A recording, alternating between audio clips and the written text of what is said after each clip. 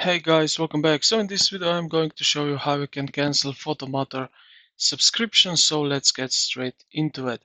So I will show you here in the app what we can do and see. So let's go here at the top right corner where you see circle with three dots in it. Click on it and then let's head over here to the licenses. Click on it and you will see my status here is yearly subscription.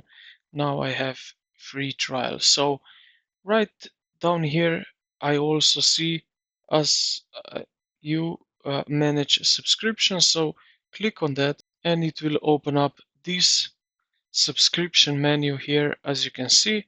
Now I will select here Photomator Photo Editor, click on it, and right here, as you can see, I can cancel free trial. So let's do that. Cancel subscription. And just like that, on April 13th will be my subscription will be cancelled. And that's pretty much everything what you need to do. So I hope this video helped you out. If you did, consider to like the video and subscribe to the channel. Thank you for watching and I will see you in the next one.